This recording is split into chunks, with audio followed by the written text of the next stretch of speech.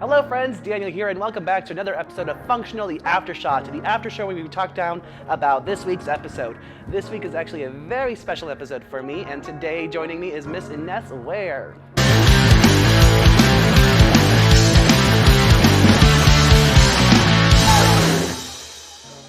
Welcome back. We have Miss Ines Ware. How are you? Thank you for being here. Thank you. Now, let me start out by saying that you made my job very, very difficult. When I wrote Sheila, she was supposed to be this thing that I just did not agree with, and you made her very likable. Thank you. Which was very tough.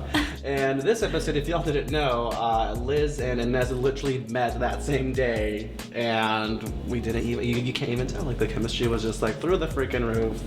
Heart eye emojis everywhere. Yeah, this is cool. She made it really easy. No, you guys are amazing, and I was really jealous. Anyway, so let's talk about this episode.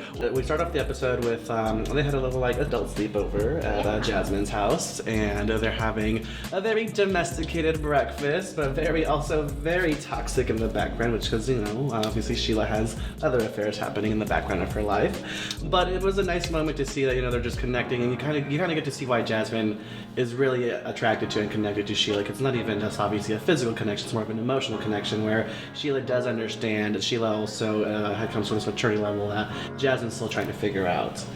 I love this episode because you really get to see the soft side of Sheila. Yeah. Because Sheila was really there for her. Definitely, yeah. Helped her through it. We also do find out that, she's still not completely out of the closet with her parents. Something that is very normal, unfortunately, but, she's not comfortable with it. She has this amazing monologue that Liz explains very, very well, where she's kind of caught between two different worlds.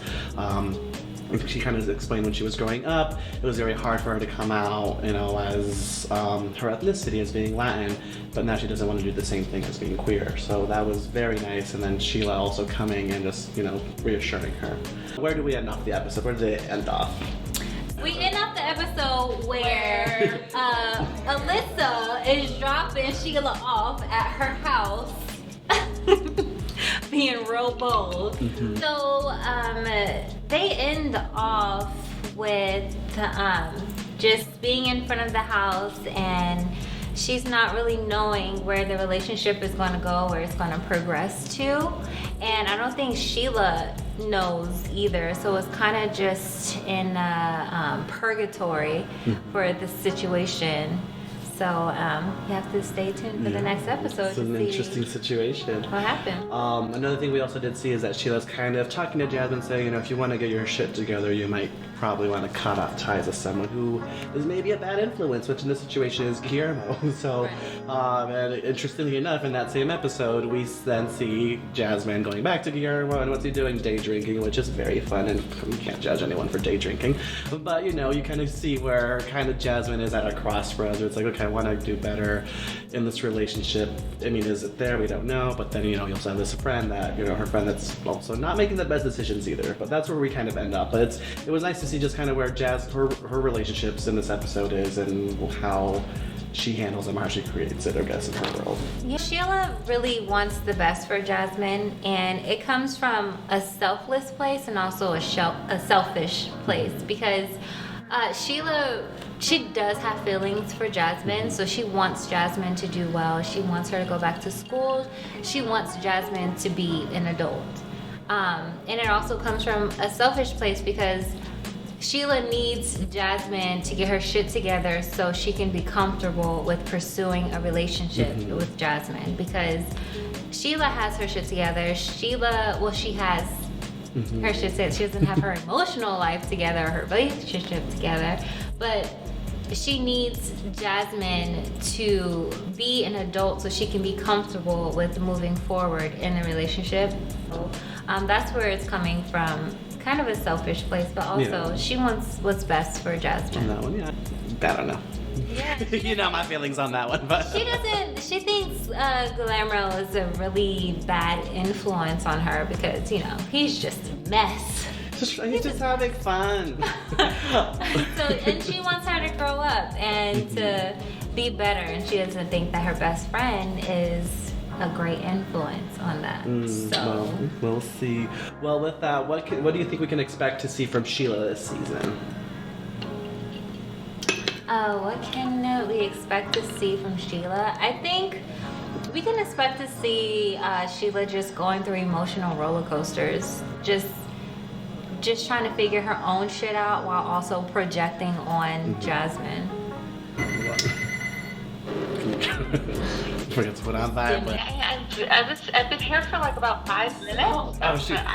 I'm trying to find it, and So episode aside, so we kind of talked about this, and so in this episode, Liz does this amazing monologue again, to be kind of at a crossroads between race and her sexuality and that kind of stuff, which is something I really kind of want to talk about a little bit more. So I've kind of said when I came out, it feels like I had to come out twice. I came out as a queer man, but then it later took me that a while that I also had to accept myself as someone that is Latin as well in order to fully come out, because that's something as as queer people we kind of repress.